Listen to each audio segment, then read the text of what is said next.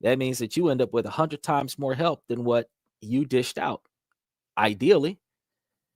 Another way to make an impact is to reduce your waste and live more sustainable. This could be as easy as using reusable bags and saying no to single use plastics or recycling more. You can do what I do, use the grocery bags that you get from the store as garbage bags.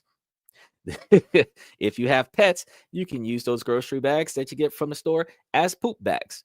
And, that way you can keep the animal poop off the ground when you're walking your dogs. Every small change you make can add up and make a difference. If you smoke cigarettes, instead of ashing on the ground and throwing your cigarette butts on the ground, you can ash inside of a container and throw that container and the cigarette butt into a metal garbage can, which would prevent the forest fires that occur in California 95% of the time. Something as simple as being conscientious about your environment could prevent from having catastrophic negative recourse from careless undertakings. You can also make an impact by using your voice to speak up for what you believe in, whether it's calling your local representative, signing petitions, or having conversations with friends and families about important issues. Everyone voices matters in these types of situations. And while everyone's voice matters, and I understand that we've talked about political dismay, when you're trying to make small changes in small communities, a town hall meeting can make a massive difference in your 23 square blocks of life.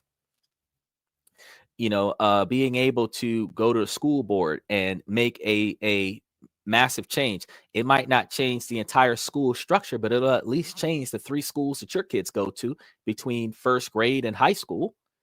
There's PTA meetings where you might not be able to change the whole school system, but you can at least make the school that your kid goes to less stressful for your kid.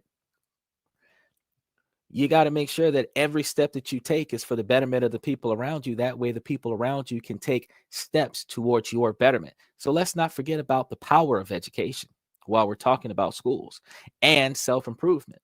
You can take online courses. You can read books. You can listen to ebooks if you're too lazy to read the book, where it is too much effort for your eyes to move across a page and focus. You can get an audiobook and you can listen to this stuff in the background while you are occupying your time doing something else, whether it is cooking, cleaning, playing video games, watching a movie on Netflix with the sound off, using subtitles, and you can be listening to stuff and actually learning things, as opposed to just listening to people make a fool out of themselves on social media or trying to mimic the latest trend on TikTok. Attend a workshop, learn a new skill. You could potentially use that new skill as a new hobby. That new hobby can turn into a side job. That side job can turn into a business. Gain knowledge on topics that you're interested in. Gain knowledge on topics that you don't know that you might gain interest in. Take a buddy of mine.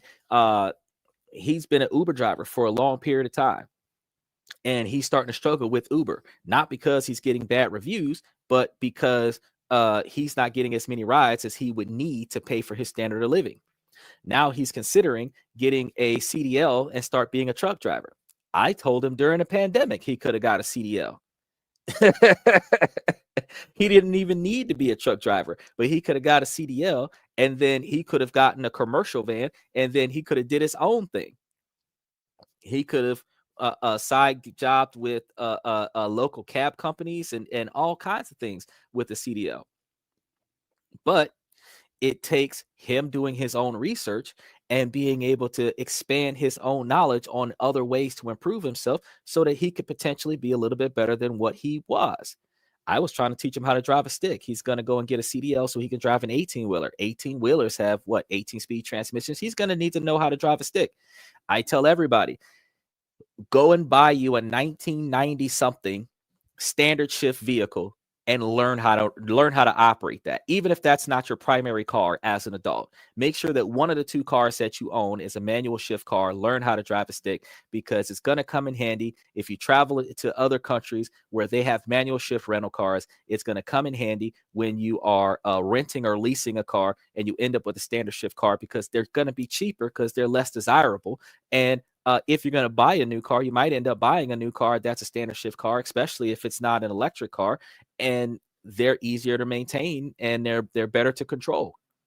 Learn then if you end up borrowing somebody's car for some reason, or being the designated driver for somebody who just so happens to have a stick shift, you already know how to operate the vehicle. So now y'all aren't stuck in that scenario because you don't know how to shift gears.